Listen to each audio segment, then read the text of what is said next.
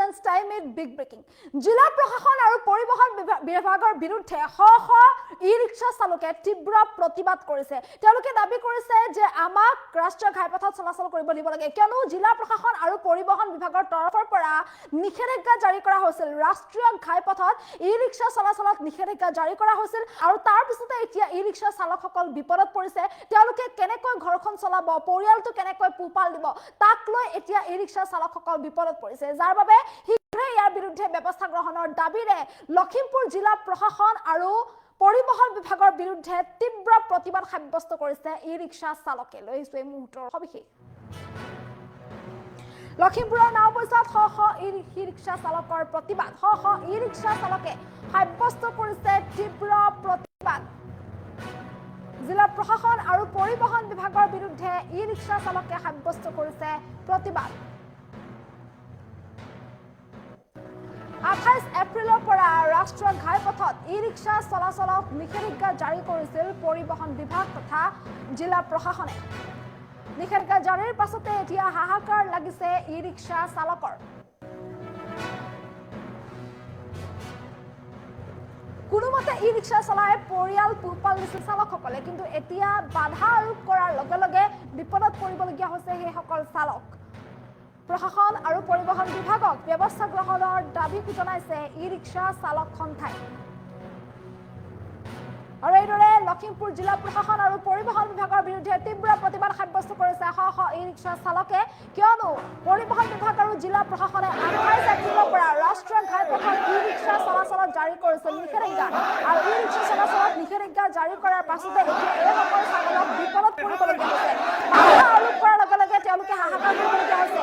তেওঁলোকে পৰিয়াল পোহপাল দিছে কোনোমতে ই-ৰিক্সাখন চলাই। এতিয়া যদি তেওঁলোকে চলাব নোৱাৰে, ঘাইপথত যদি ই-ৰিক্সা চলাচল কৰিব নোৱাৰে, তেন্তে তেওঁলোকে কেনেকৈ দুটকা পইচা উপাৰ্জন কৰিব, আৰু যদি উপাৰ্জন কৰিব নোৱাৰে তেওঁলোকে কেনেকৈ পৰিয়াল পোহপাল দিব। পৰিয়াল পোহপাল দিয়াৰ স্বাৰ্থতে তেওঁলোকে ঋণ লৈ তেওঁলোকে ই-ৰিক্সা ক্ৰয় কৰিছিল, কিন্তু এতিয়া যদি তেওঁলোকে ই-ৰিক্সা চলাচল কৰিব নোৱাৰে, তেন্তে তেওঁলোকে EMI কেনেকৈ দিব, ঋণ কেনেকৈ খুজাব, ধাৰ কেনেকৈ খুজাব, তাক লৈ এতিয়া বিপদত পৰিছে এইসকল ই-ৰিক্সা চালক, যাৰ বাবে চালকসকলে এতিয়া দাবী কৰিছে যে ইয়াৰ কোনো বিহিত ব্যৱস্থা গ্ৰহণ কৰিব লাগে। যিহেতু লখিমপুৰ জিলা প্ৰশাসন আৰু পৰিবহণ বিভাগে এই নিষেধাজ্ঞা জাৰি কৰিছিল ৰাষ্ট্ৰীয় ঘাইপথত 28 এপ্ৰিলৰ পৰা ই-ৰিক্সাৰ চলাচলত নিষেধাজ্ঞা জাৰি কৰা হৈছিল।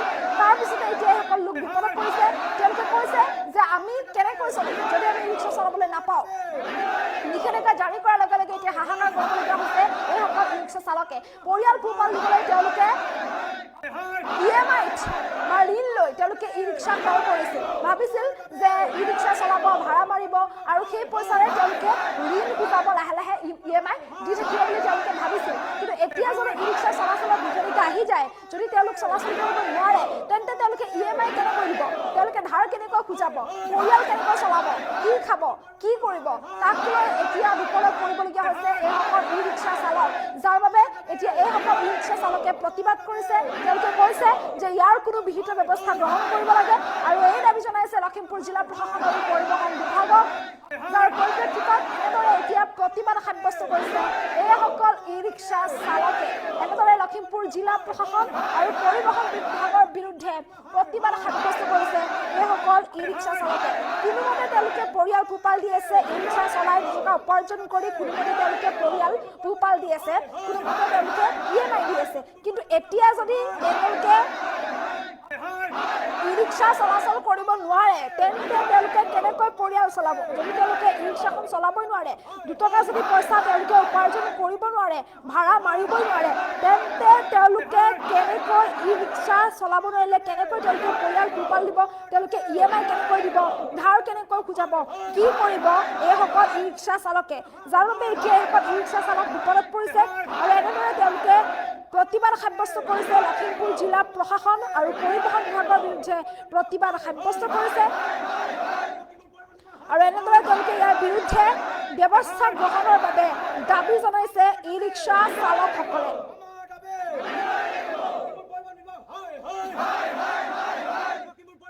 সকলোখিনি নিবনুৱা যুৱক আমাৰ সকলোৱে বাহিৰত থাকি হয়তো কোনোবাই দিন হাজিৰা কৰি কিবা প্ৰকাৰে পইচা কেইটামান গোটাই ফাইনেন্সত একোখনকৈ টমটম লৈছে, আৰু এতিয়া যদি মেইন ৰোডতে গাড়ীখন উঠাবলৈ নিদিয়ে, 5 লাখ টকা 6 লাখ টকা গাড়ীখনৰ EMI কেনেকৈ পৰিশোধ কৰিব? আমি বহুত সংকটত পৰিছোঁ।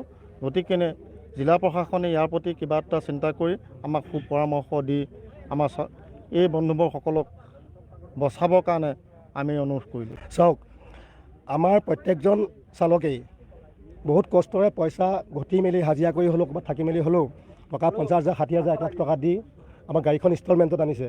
এতিয়া আমাৰ গাড়ীখন আজি 3-4 দিন হ'ল মেইন ৰাস্তাত উঠিবলৈ দিয়া নাই, চলাবলৈ দিয়া নাই।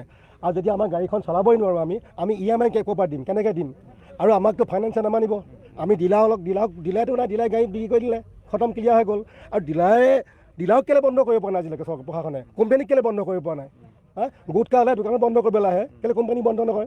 এতিয়া গাড়ীবোৰ যে চলাবলৈ দি আছে, গাড়ী বিক্ৰী আজিলৈকে গাড়ী বিক্ৰী কৰিয়ে আছে, সেইবোৰ কেলৈ বন্ধ কৰা নাই? কোম্পানী বন্ধ কৰক। আমি এতিয়া গাড়ীখন কিনি আনিলোঁ, আমাৰ ফাইনেন্সাৰ কাইলৈ পৰহিলৈ আমাৰ EMI দিব লাগিব, সেইখিনি আমি ক'ৰ পৰা দিম? আমাক এতিয়া গাড়ী চলাবলৈ হাক দিছে ৰাস্তাত, মেইন ৰাস্তাত। আমি গাড়ী খাৰা কৰিবতো পাৰিম, আমি হাজাৰ গাড়ী ৰাস্তাত খাৰা কৰি দিম, কেনেকৈ গাড়ী চলাই চাম বাকী গাড়ী। গতিকে আমি প্ৰশাসনক এতিয়া অনুৰোধ জনাইছোঁ, এই বিষয়টোত অকণমান তেওঁলোকে আমাৰ প্ৰতি সহানুভূতি হওক আৰু আমাৰ দুখীয়া পৰিয়ালকেইটালৈ অকণমান চকু মেলি চাওক। গতিকে মই পুনৰবাৰ প্ৰশাসনক মই অনুৰোধ জনাইছোঁ, আমাৰ প্ৰতি অকণমান কিবা এটা কৰক। ধন্যবাদ। চাওক, আমাৰ প্ৰত্যেকজন চালকেই বহুত কষ্টৰে পইচা ঘটি মেলি হাজিৰা কৰি হ'লেও ক'ৰবাত থাকি মেলি হ'লেও টকা 50,000 60,000 1 লাখ টকা দি আমাৰ গাড়ীখন ইনষ্টলমেণ্টত আনিছে। এতিয়া আমাৰ গাড়ীখন আজি 3-4 দিন হ'ল মেইন ৰাস্তাত উঠিবলৈ দিয়া নাই, চলাবলৈ দিয়া নাই। আৰু যদি আমাৰ গাড়ীখন চলাবই নোৱাৰোঁ আমি EMI ক'ৰ পৰা দিম, কেনেকৈ দিম? আৰু আমাকতো ফাইনেন্সে নামানিব। আমি ডিলাৰটো নাই, ডিলাৰে গাড়ী বিক্ৰী কৰি দিলে, খতম, ক্লিয়াৰ হৈ গ'ল। আৰু ডিলাৰক কেলৈ বন্ধ কৰিব পৰা নাই আজিলৈকে প্ৰশাসনে? কোম্পানীক কেলৈ বন্ধ কৰিব পৰা নাই? গোটকা হ'লে দোকানত বন্ধ কৰিবলৈ আহে, কেলৈ কোম্পানী বন্ধ নকৰে? এতিয়া গাড়ীবোৰ যে চলাবলৈ দি আছে, গাড়ী আজিলৈকে গাড়ী বিক্ৰী কৰিয়ে আছে, সেইবোৰ কেলৈ বন্ধ কৰা নাই? কোম্পানী বন্ধ কৰক। আমি এতিয়া গাড়ীখন কিনি আনিলোঁ, আমাৰ ফাইনেন্সাৰ কাইলৈ পৰহিলৈ আমাৰ EMI দিব লাগিব, সেইখিনি আমি ক'ৰ পৰা দিম? আমাক এতিয়া গাড়ী চলাবলৈ হাক দিছে ৰাস্তাত, মেইন ৰাস্তাত। আমি গাড়ী খাৰা কৰিবতো পাৰিম, আমি হাজাৰ গাড়ী ৰাস্তাত খাৰা কৰি দিম, কেনেকৈ গাড়ী চলাই চাম বাকী গাড়ী। গতিকে আমি প্ৰশাসনক এতিয়া অনুৰোধ জনাইছোঁ, এই বিষয়টোত অকণমান তেওঁলোকে আমাৰ প্ৰতি সহানুভূতি হওক আৰু আমাৰ দুখীয়া পৰিয়ালকেইটালৈ অকণমান চকু মেলি চাওক। গতিকে মই পুনৰবাৰ প্ৰশাসনক মই অনুৰোধ জনাইছোঁ, আমাৰ প্ৰতি অকণমান কিবা এটা কৰক। ধন্যবাদ। চাওক, আমাৰ প্ৰত্যেকজন চালকেই বহুত কষ্টৰে পইচা ঘটি মেলি হাজিৰা কৰি হ'লেও ক'ৰবাত থাকি মেলি হ'লেও টকা 50,000 60,000 1 লাখ টকা দি আমাৰ গাড়ীখন ইনষ্টলমেণ্টত আনিছে। এতিয়া আমাৰ গাড়ীখন আজি 3-4 দিন হ'ল মেইন ৰাস্তাত উঠিবলৈ দিয়া নাই, চলাবলৈ দিয়া নাই। আৰু যদি আমাৰ গাড়ীখন চলাবই নোৱাৰোঁ আমি EMI ক'ৰ পৰা দিম, কেনেকৈ দিম? আৰু আমাকতো ফাইনেন্সে নামানিব। আমি ডিলাৰটো নাই, ডিলাৰে গাড়ী বিক্ৰী কৰি দিলে, খতম, ক্লিয়াৰ হৈ গ'ল।